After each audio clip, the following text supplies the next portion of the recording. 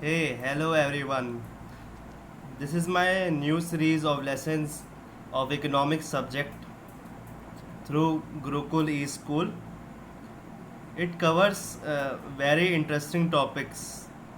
I love economics and will convince you all to understand it, to think like economist and able to analyze different economic policies that are being regulated in our country.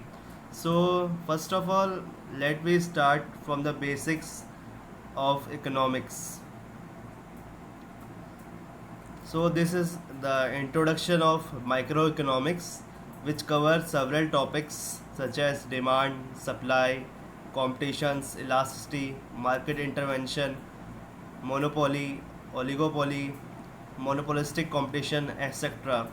In further lessons, we will cover these all topics to get better understanding of microeconomics.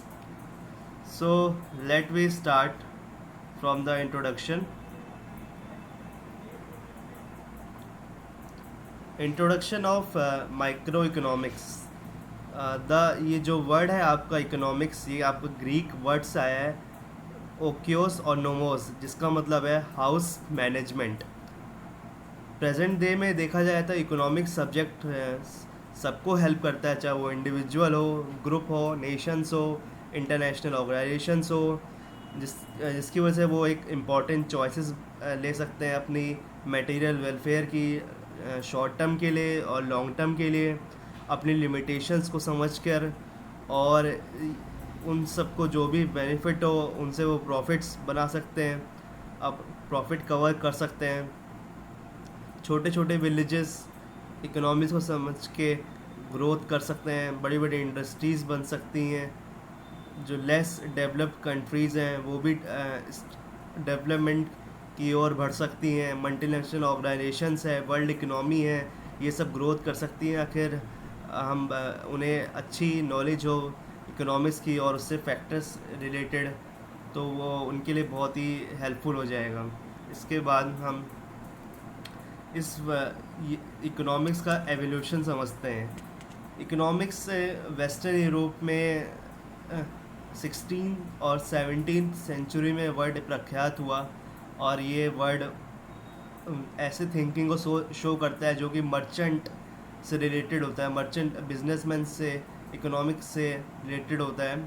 ये emphasise करता है role of government in following the policies, जो कि बहुत ही important है to make a positive balance of trade and for the country's prosperity। 18th century के time पे जो इकोनॉमिक थॉट्स आए थे उसे हम फिजियोक्रेसी के नाम से जान रहे थे, और फिजियोक्रेट्स जो आपके फोकस करते थे प्रोडक्टिव वर्क पे, जिससे एग्रीकल्चर सरप्लस हो मेन।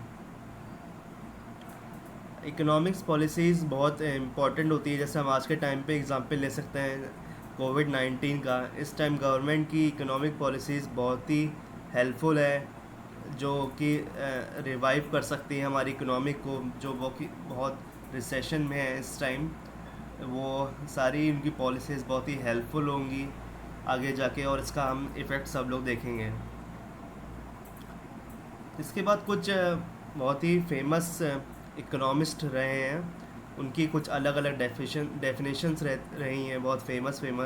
इनमें से एक है अल्फ्रेड मार्शल, जो बहुत ही बड़े और प्रख्यात इकोनॉमिस्ट रहे हैं।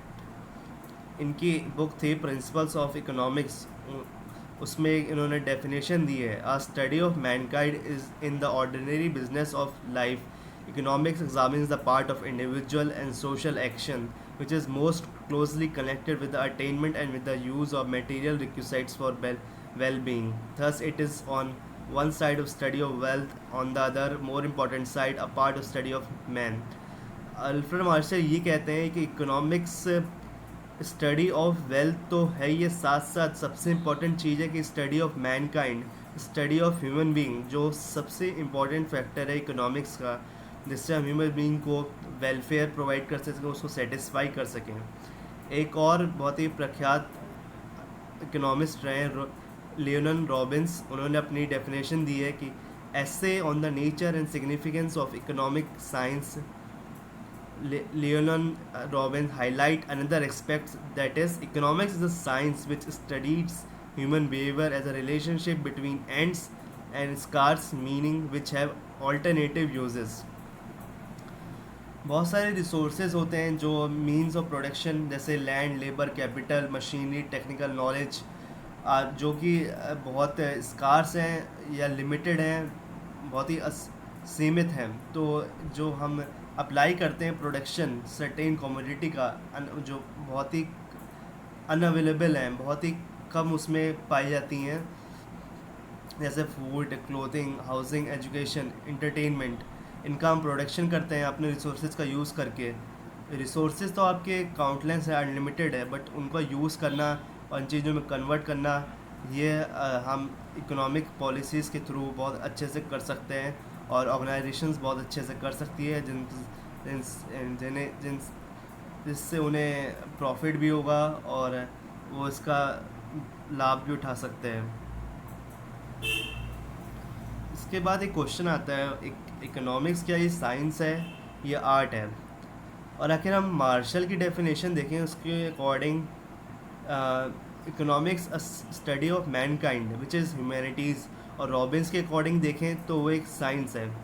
बहुत सी यूनिवर्सिटीज़ है जो BA MA करवाती हैं इकोनॉमिक्स में, और एक तो डिग्री देती हैं, जैसे लंदन स्कूल ऑफ इकोनॉमिक्स है, वो BSc MSc की डिग्रीज़ देता है।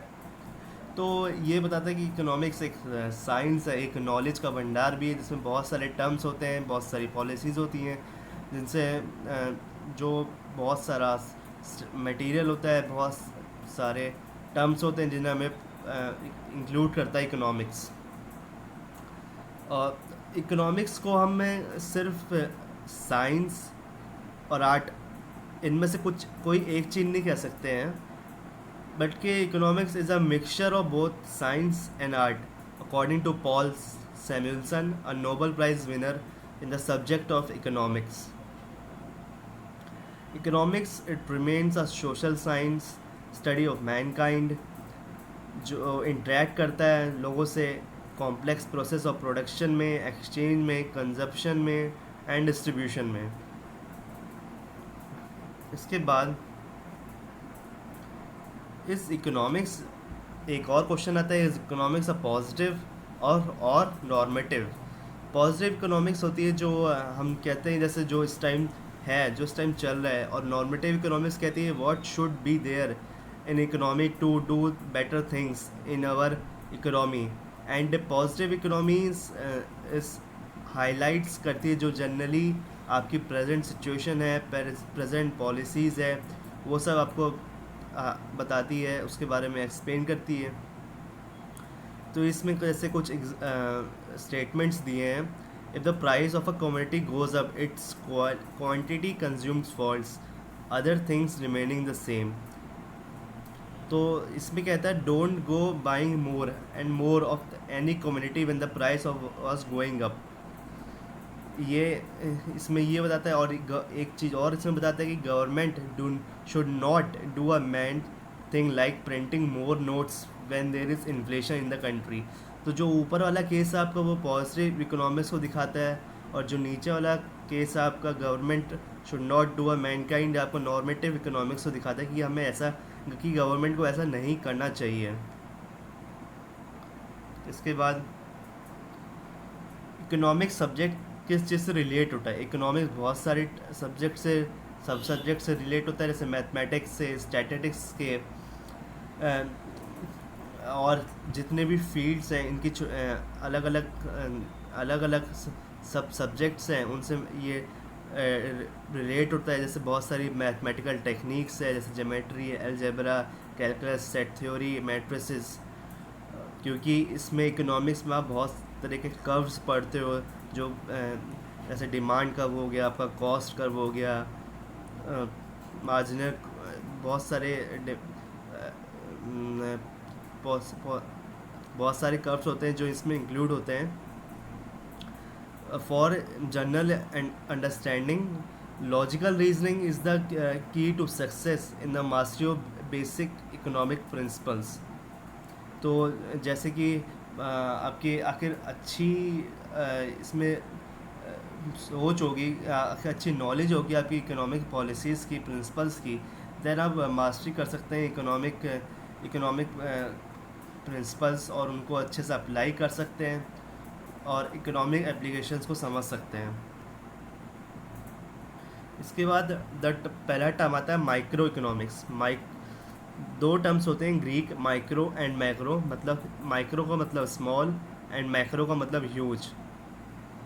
माइक्रो इकोनॉमिक्स वो ब्रांच है इकोनॉमिक्स की जो स्टडी करती है economic issues in small and individual details. और मैक्रो इकोनॉमिक्स वो होता है बहुत ही लार्ज एरिया, वाइडर स्कोप होता है उसका, जो कि आपके एग्रीगेट टर्म्स को इंक्लूड करता है, ओवरऑल फॉर्म्स को लुकिंग एट द वो बहुत ही ब्रॉड पिक्चर को देखता है। तो इसमें भी कुछ डेफिनेशंस हैं बहुत सारी अलग अलग इकोनॉमिस्ट की, जो बताते हैं आपका एग्रीगेटिव एंटिटीज़ के बारे में, एंड यूज्ड करते हैं डिफरेंट टर्म्स, मेथोलॉजीज़, मार्जिनल यूटिलिटीज़ पे डिफ़ाइन करते हैं, जैसे कि आपका इंक्रीमेंट हो रहा है छोटे छोटे इंडिविजुअल फैक्टर्स पे, और आपकी मैक्रो फैक्टर्स पे क्या क्या इम्प्रूवमेंट हो रहा है, क्या क्या एडिशनल चेंजेस आ रहे हैं। तो इसमें it is used as a perspective of small micro units. आखिर हम माइक्रो इकोनॉमिक्स टर्म को देखते हैं। तो इसके बाद आपका टर्म मैक्रो इकोनॉमिक्स आता है, जो कि काफ़ी अलग है और काफ़ी वाइडर है माइक्रो इकोनॉमिक्स से। ये आपका जॉन मैनार्ड कीन्स ने दिया था, जेम कीन्स को इन्हें फादर ऑफ मैक्रो इकोनॉमिक्स भी कहा जाता है। At the time of great depression in 1930s, जो कि यूरोप और अमेरिका में हुआ था, तो जो जेम कीन्स थे उन्होंने स्टडी स्टार्ट की थी कि क्या हमारे इकोनॉमी में हो रहा है, किस वजह से स्टॉक अनसोल्ड है, प्रोडक्शन यूनिट्स बंद हो रही है, अनएम्प्लॉयमेंट बहुत तेज़ी से फैल रहा है, एम्प्लॉयर्स दोनों इफ़ेक्ट हो रहे हैं बहुत ज़्यादा। तो उन्होंने उस टाइम स्टडी की, और ये एग्रीगेट डिमांड की स्टडी की, डिप्रेशन की स्टडी करी, और ये वाला टर्म वो लेके आए हैं मैक्रो इकोनॉमिक्स वो टर्म लेके आए, और बहुत ही वाइड एरिया में स्टडी करके एग्रीगेट लेवल पे स्टडी करी। इसका हम एग्जाम्पल रिलेटेड कोविड-19 से भी कर सकते हैं कि इस टाइम बहुत ज़्यादा रिसेशन है, अनएम्प्लॉयमेंट है, प्रोडक्शन यूनिट्स बंद हो रही हैं। तो इसमें जितने भी आपके मैक्रो इकोनॉमिक्स की पॉलिसीज़ हैं और जो ब्रॉडर कॉन्सेप्ट है वो सब फॉलो किया जाएगा एक गवर्नमेंट के थ्रू, क्योंकि गवर्नमेंट बहुत ही एक्टिव रोल प्ले करती है इन सब सर्कमस्टेंसेस में। इसके बाद कुछ बेसिक एरियाज़ हैं माइक्रो इकोनॉमिक्स के जो एनालाइज किए जाते हैं। जैसे पहला है कंज्यूमर चॉइस एंड डिमांड। ये डील करता है कि जैसे कैसे कंज्यूमर है चूज़ करता है अपनी क्वांटिटीज़ को एक सर्टेन प्राइस पे अपना सेटिस्फेक्शन को इंक्रीज़ करने के लिए, बढ़ाने के लिए, और एक फिर वो उसके बाद उससे मार्केट में रिलेट करता है और अपनी इंडिविजुअल बेसिस से कंपेयर करता है। इसके बाद आपका दूसरा है production cost, revenue and profit.